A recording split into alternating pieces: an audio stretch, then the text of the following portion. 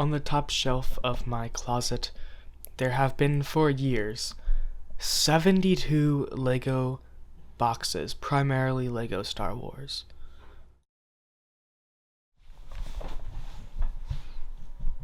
Why did I keep them in the first place? I didn't pay for the box. I paid for the thing in the box. Well, first off, the boxes are pretty.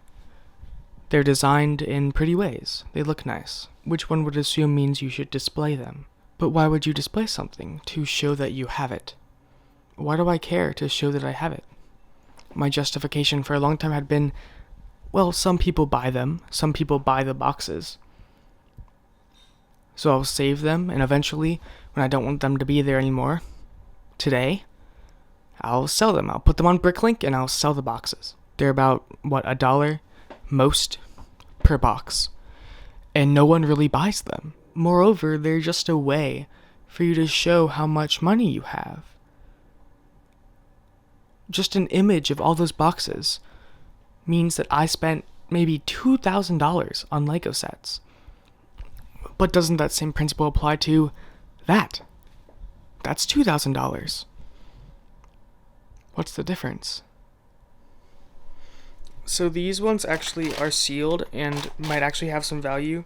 I have two 501st battle packs. This already has the set in it. I was going to sell it anyways.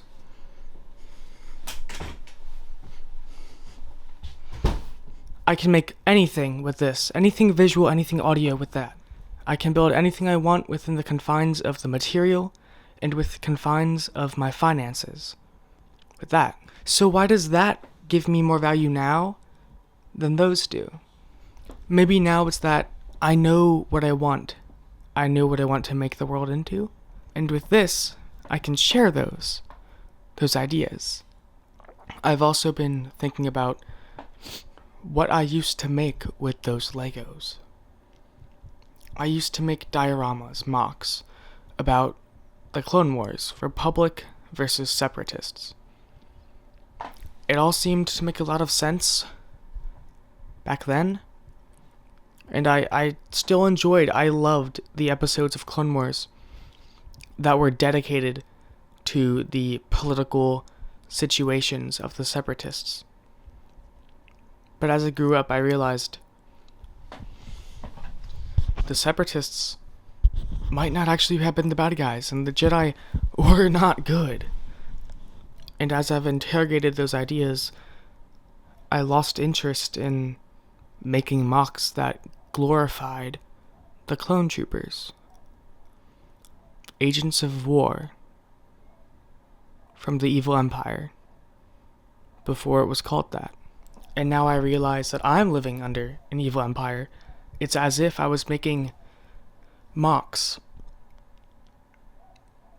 about, police. Now I reckon it's time to go through all of it. I proceeded to sort boxes based on if I personally wanted to keep the box, if the box was too destroyed to have any resale value or aesthetic quality to myself, boxes that I could easily resell, and then boxes that were a bit beat up but very expensive. And then I destroyed any boxes that I did not want to keep or had any resale value.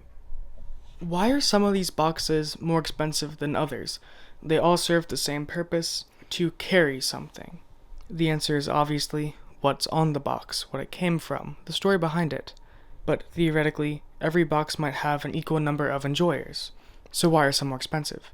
It must be artificial scarcity. The AV7 and all its components are very expensive. It's a pretty old set. There's not many boxes left, but Lego, if they wanted to, could just make more to meet the demand. This set is wild. The box itself goes for $40. Each one of these guys goes for 40, and maybe I think Plo is 20. The set goes crazy. This retailed for $40. Here are boxes that are not in the best condition. For example, this one has a lot of creases. This set's a really good set, so I would expect the box to go for much.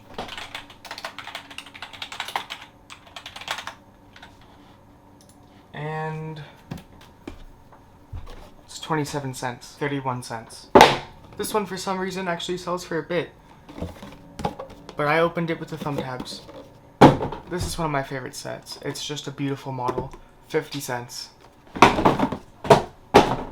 So now 50% of my boxes are gone. And a few boxes are on Bricklink.